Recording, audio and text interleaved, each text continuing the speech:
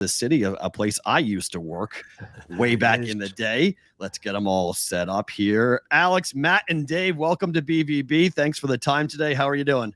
I'm great. Yeah, great to be on with you guys. Love the show. I've caught it a few different times. Dave, you always got me rolling sometimes. I'll never forget some of the conversations. There's one that I don't want to bring back up. Let's just say it was something that I think maybe your sister brought up on the show once, or that brought up. Meat curtains? Oh, yeah. Oh, yeah. Meat curtains are a huge part of the show. Big part of the show. I mean, that was an all-timer. I saw that pop up across the timeline. I'll never forget that. We joked. I joked with my co-host here about that when I had to play him the clip. It was an all-timer. It's an all-timer. And then our audience decided to take it. And now when Dave goes like this, there's a roast beef sandwich. Can't even believe it. So it's quite entertaining. Yes, that is an outstanding BVB historical clip. Alex, obviously everyone's wondering about the knee situation for Travis Kelce. You guys, I'm assuming, spent your entire show talking about this, but opener tomorrow night, is he playing? Yeah, I still don't think he's playing, despite what Jason Kelce, his own brother, had to say, which is, I think, he's good to go. I mean, none of us are doctors here, but when you have hyperextended knee and knee inflammation or swelling 48 hours before the game, I just don't, one, know how you can play. And two, if I'm the Chiefs, you're playing not just 17 games. You're playing a game or two at minimum every year, if not 3 in the postseason. Why push this thing? You get the 10 days after week 1. So I think your target has to be week 2. I mean, they avoided disaster of, a 3-month-long injury. Everything seems to be that it's intact ligament-wise, no ACL injury. But I still don't think he's playing tomorrow night, guys. I really don't. And I think there's an opportunity for a couple players to really step up, not only the backup tight end, like Noah Gray, who I thought, maybe this year would also take on an increased role anyway, if you're keeping an eye on some of his prop bets, just because at his age, to me, if you're Kelce and if you're the Chiefs, what I just said about how many games you're playing, I want to make sure he's fresh later on in the season. I think they need to ease back on some of the targets for him. This might actually force them to start thinking about doing that more. Alex, some of us play doctors on this show. This guy right here, I call him Dr. Perrault every once in a while. But what are the expectations in Kansas City and for the Chiefs? Because defending Super Bowl champs, the standard has been set, and there's people writing articles that this is the worst collection of talent for an MVP since Tom Brady. P-Rod always finds a way to work Brady and the Patriots into Alex the knows. show. Of course he does. What's the expectations going right now? I mean, they're the favorite to win the division, obviously the betting favorite to win the Super Bowl. Is that the feeling there and in the building? Yeah, I mean, it's been this way for a couple of years now. When you have Mahomes and Andy Reid together, I think it is Super Bowl or bust no matter what. That's just the realm that they have put themselves in. Whether we think that it should be that, I think that's just reality. I don't know if there'll be many times, if you guys had me on every year right before the season, how many times I would tell you that the fan base and the mood in Kansas City, as long as Mahomes is entering a season healthy, that it's not Super Bowl or bust. I think the only time that it won't be that is, let's fast forward 3 or 4 years from now, maybe Andy Reid retires at that point. That's when I would start to have serious questions about what things could look like when we have a coaching change. Taking a look at this football team. For the record, I don't have the Chiefs in the Super Bowl this year. I don't, and not a popular opinion here in Kansas City. Ooh. I think there's a lot of historical reason to that and just how difficult it is to go back to back. I also have some questions about what the seeding could be now that Chris Jones is going to miss at least this game tomorrow, if not beyond. He spoke for the first time actually at a charity event today with this contract mess. He said he's willing to wait till week 8. I don't think they can win a Super Bowl without him. And so you say, okay, well, they can win games without him. I'm with you, but there's a chance, guys. I think this Chris Jones holdout could cost them the number 1 seed and push, a team like the Jags or somebody else towards the win mark that's going to take, 13 plus. And maybe the Chiefs are sitting there at 12 wins and it doesn't get them the 1 seed. Yeah, Alex, I was going to go there because the tweet that Dave was referencing, it comes from a Chief fan, not media member, but a Chief fan who I writes a lot about the Chiefs online, says Brady has never in his career played with as bad of a roster as Mahomes will on Thursday. Now, that's hyperbole, I get it. But when you look at the receiving core, Kelce not being there, Chris Jones not being there, what are their chances on Thursday? Everyone likes the Lions. Are you guys concerned? Because the Patriots had this on a Thursday night, dropped the banner, everyone celebrates, and they lost. This has been, in recent memory, we've seen teams who have done this and lost on Thursday night since they did this, opening night for the NFL. Can the Lions win tomorrow night?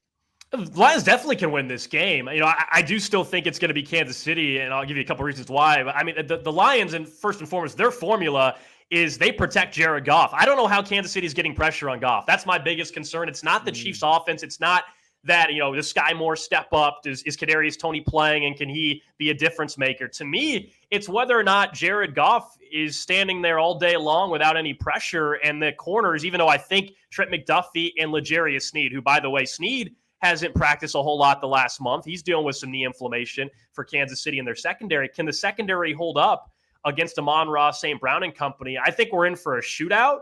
The question is, at any time, can guys like Karlaftis, a second-year defensive end for Kansas City, there's no Charles Omenihu. He's out the first 6 games on top of Chris Jones being out for tomorrow night. So I just wonder if they can get pressure on Goff. I think we're in for a shootout, but it's not the offense. I do think with Mahomes and Andy Reid, Andy Reid's training camps are as tough as anybody in football. And some people will say, well, who cares? What's the big deal? I really do think that's why you take a look at the history of their success in the month of September, both straight up and against the spread. And as you guys, I'm sure, have talked about in these week 1 games, I think there's a reason for that. It's not just having Mahomes, but I think his team is more prepared right out of the gate than others. And if there was another coach that I think might actually go with that old school mentality, though, of camp, I think Dan Campbell might be one of the other coaches that does. Who's the biggest threat in the division, Alex? It's obviously the Chargers. Can we consider Denver at all? We're in Vegas. Season wins is so low. There's the expectations for the Raiders are going to be closer to the bottom of the league than even, contending for the division. Is it the Chargers? Is it that easy? Is there anyone else in the AFC that, they're concerned about in Kansas City? In that division, like you guys said about the Raiders there, I think the Raiders are going under their win total of 6.5. I'm not concerned about them whatsoever. The Chargers are the team for the last couple of years everybody's tried to crown and put above Kansas City. And if you just look on paper, they got like a top 5 roster, I believe, in the NFL. They should be 11 or 12 win team. They probably would in most divisions, but we know they have not been able for 7 straight years, anybody in that division, to get over the hump. And there always seems to be something that comes up, right when everybody's starting to really buy into the Chargers. It's injuries. It's Brandon Staley, who I'm not a believer in. That's my biggest issue, honestly, guys, with the Chargers. I love Justin Herbert. I like Quentin Johnston. I would have loved him in Kansas City, the rookie pick. And obviously we know what Austin Eckler can do in that offense. I think the offense can actually get full potential off Herbert now that Kellen Moore is the OC. But it's hard for me to bet on a Chargers team that still hasn't shown time and time out when they actually have a decent position at times in the middle of the season to actually get a leg up on Kansas City. They can't close the deal. And then the rest of the division, Mahomes, you guys know, hasn't lost on the road yet. It's going to happen at some point, but it hasn't. And I think it's 2 division losses from Patrick Mahomes at this point, period, at home, and 1 to the Chargers. Or both to the Chargers, I'm sorry. The Raiders and Broncos haven't beat Mahomes at home at Arrowhead. So it's hard for me to think anybody other than Kansas City is winning this division. But yeah, the Chargers are the biggest threat. I think the Chargers are a wild card team, a 10-win team that could push to 11. And I think the Chiefs are once again going to be right above that win total, right? Probably about a 12-win team, as long as Chris Jones doesn't miss 7 weeks. That's a serious impact for the win total. If you're going to take the over for the Chiefs, I think you have to hope Chris Jones is only missing a game or 2, not the first 7, which is something he's threatened that he's willing to do. I think, didn't Derek Carr beat Mahomes at Arrowhead once? I think maybe it was the season. Something, yeah. In a regular season, he did it once, but it's really rare. The Raiders don't win that game at Arrowhead. Almost every single year they lose. What about the seeding? Like, let's just say Jones does hold out until, I don't know, week 6, week 7. The Patriots, every time they won a championship, it was the 1 seed or the 2 seed. If they're a wild card team, can KC get here to Vegas? Mahomes hasn't played a road playoff game yet. That's what's wild. It's nuts that he hasn't even had to go on the road. Now, I'm not saying, of course, he can win on the road. To what success rate we'll see as his career moves on. But Kansas City, they haven't been the 1 seed every single year during this little run they've been on the last 4 or 5 years. We know, I think it was Tennessee a couple years ago was that 1 seed. They did what I think the Jags could do this year, rack up a bunch of wins in a crappy division, end up, I think they're 10-1. The Jags are this year to be the number 1 seed in the AFC. And the Titans lost early, and the Chiefs still ended up hosting the AFC title game. So I don't think they have to be the 1 seed necessarily to get there. But to your point, the wild card, I mean, that's just a whole new territory that nobody here since Patrick Mahomes has been in charge running the thing has had to go through. I think certainly there's more challenging road games to go to. I mean, if you told me that their road game was Jacksonville in the wild card round, that's probably, even though, Jacksonville, I think, will rack up a bunch of wins, it's different than going to Buffalo in the wild card round or something. So I would have to probably see who the opponent is, but that would be kind of a fun, Chiefs fans don't want to hear it, but kind of a fun new element to the Mahomes legacy. All right, you've said, oh, well, he's always playing at home. He's always going, he's got Arrowhead. What happens when he has to go on the road? And at some point, he's going to have a chance to prove that, and maybe that is this year. Last one for me, Alex, before P-Roll wraps it up. What's it like being in Kansas City? I see the sign behind you, home of the Royals. What's it like to be in a city with a baseball team like that? Because I'm from Pittsburgh, and it's been years, other than a little window pocket here and there, where your team is just, you can't win. You want to go to the ballpark and enjoy the games, and they just never win. What's it like doing radio and shows and stuff in a city that's like that?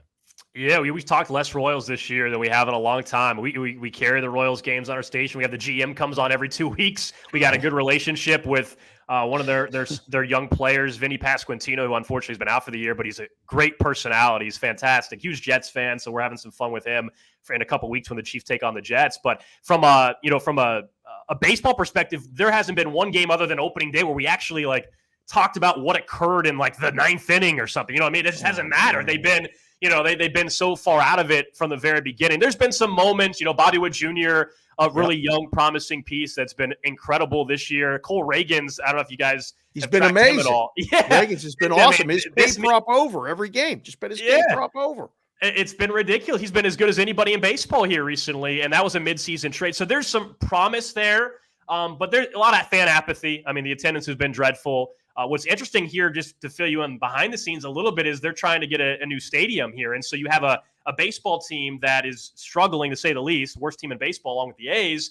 And there's potentially in the next 6 months maybe going to be a ballot measure to vote. And there's a couple different sites downtown or another site that are competing with each other. And they're going to end up getting this new stadium. It's going to happen. I was going to say, wait, they're not moving to Vegas, are they? Because the A's are moving to Vegas. You tell me the Royals might be moving to Vegas instead. Like, what the hell's going on? Yeah. Fortunately, this is a local ownership, and there's never been a threat whatsoever for that. In fact, his selling point for this stadium, other than claiming to put more money back in the team with new revenue, and we'll see if that actually happens, but has been, that they want to lock in a lease for 50 years in Kansas City to make sure that whenever he does sell the team, 20 years from now, that it makes it very difficult to leave. So I think overall it's actually a good ownership group.